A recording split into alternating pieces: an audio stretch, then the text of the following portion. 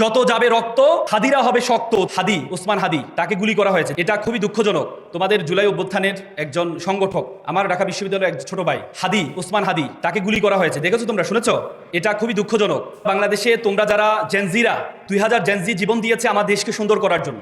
আমাদের দেশের যে সংস্কৃতি এত বছর ধরে তৈরি হয়েছে সেই সংস্কৃতিকে পরিবর্তন করার জন্য জেনজিরা তাদের তাজা রক্তটুকু বিলীন করে দিয়েছে। একসময় তোমাদেরকে আমরা ফার্মের মুরগি বলতাম যে তারা পাবজি খেলে, তারা বিভিন্ন গেম খেলে, তাদের দিয়ে কিছুই হবে না। সে জেনজিরা আমাদের 17-18 বছরের যে জঞ্জাল, সে জঞ্জাল থেকে মুক্ত করে যে জেনজিরা স্লোগান দিয়েছে, বুকের মধ্যে অনেক ঝড়, বুক পেতেছি গুলি কর, সেই জেনজিদের কারণেই আমরা এই সুন্দর দেশ পেয়েছি। কিন্তু আমরা এখন দেখতে পেয়েছি গতকাল তফসিল ঘোষণা হয়েছে যে নতুন ভবিষ্যৎ, তোমাদের সামনে যে ভবিষ্যৎ, যে বাংলাদেশের স্বপ্ন তোমরা দেখেছো, সেই স্বপ্নে বড় ধরনের আঘাত হয়েছে। আমরা মনে করি এক হাদি থেকে লক্ষ হাদি জন্ম নিবে ইনশাল্লাহ। কি বলো? যত যাবে রক্ত হাদিরা হবে শক্ত, তোমরা হবে শক্ত ইনশাল্লাহ। খুবই দুঃখজনক। আমি সবসময় বলি রাজনীতি আমাদের জেনজিদের জন্য না, জেনজিদের জন্য না। একসময় রাজনীতি করতে হচ্ছে যারা অভিজাত বংশের, তারা রাজনীতি করতো। আর এখন আমরা দেখতে পাই যাদের কোনো পেশা নেই, যাদের কোনো কাজ কাম নেই, যারা সন্ত্রাসী, যাদের কোনো টাকা পয়সা নেই, যাদের কোনো পড়াশোনা নেই, তারা রাজনীতিতে আসে। কিন্তু তোমরা যারা জেনজিরা, তোমরা সামনে আসছো রাজনীতিকে পরিবর্তন করার জন্য। একটা হাদিস পড়ে খুব অবাক হলাম। আল্লাহ রাসুলের ওফাতের সময়, আল্লাহ রাসুল যখন মারা যাবে সে সময় আল্লাহ রাসুল মসজিদে বসে আছেন, তখন একজন সাদা কাপড় পরা একজন ব্যক্তি আসলেন। ব্যক্তি এসে আল্লাহ রাসুলের হাঁটুর সাথে হাঁটু বসলেন।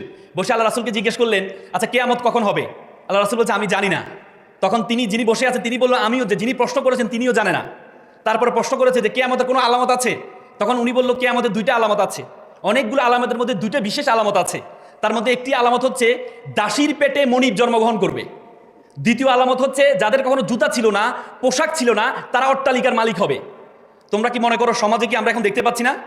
দাসীর পেটে মনিব বলতে মুফাসসিরগণ ব্যাখ্যা করেছেন, তারা ব্যাখ্যা করেছেন যে দাসীর পেটে তার মানে হচ্ছে যারা এখন সন্তানদেরকে জন্ম দিচ্ছে, বিসিএস ক্যাডার বানাচ্ছে, বড় আইনজীবী বানাচ্ছে, বড় ডাক্তার বানাচ্ছে, পরবর্তী দেখা যায় সেই মাকে তারা বৃদ্ধাশ্রমে রেখে আসে। তার মানে যে মনিবকে বানিয়েছে সেই মনিব তার মাকে দাসীর মতো অ্যাড্রেস করে, ঠিক না? তার মানে কিয়ামতের সে আলামত শুরু হয়েছে। দ্বিতীয় যে আলামত সেটি হচ্ছে যাদের জুতা ছিল না। তোমরা দেখো তোমাদের আশেপাশে যারা রাজনীতি করে, বড় বড় এমপি হয়েছে, মন্ত্রী হয়েছে, তাদের ব্যাকগ্রাউন্ডের দিকে একটু তাকাও, তাদের ফ্যামিলি একটু খোঁজখবর নিয়ে দেখো। তারা কখনো ড্রাইভার ছিল, নেতার কখনো ড্রাইভার ছিল, নেতার কখনো চামচা ছিল, যাদের কোনো পড়াশোনা নাই, চাঁদাবাজ ছিল, তারা পরবর্তীতে এমপি হয়েছে, কোটি কোটি টাকার মালিক হয়েছে। হয়েছে না? হয়েছে না? তুমি আশেপাশে তাকাও। আমাদের মনে আছে ফেনীতে, তোমরা এখানে ফেনীর কেউ আছো? জয়নাল হাজারি ছিলেন, তার ড্রাইভার ছিল নিজাম হাজারি, পরবর্তীতে সে ড্রাইভার থেকে সে এমপি হয়েছে এবং হাজার হাজার কোটি টাকার মালিক হয়েছে। সুতরাং এই যে রাজনীতি, এই রাজনীতি আমরা চাই না। আমরা চাই আমাদের দেশটা সুন্দর।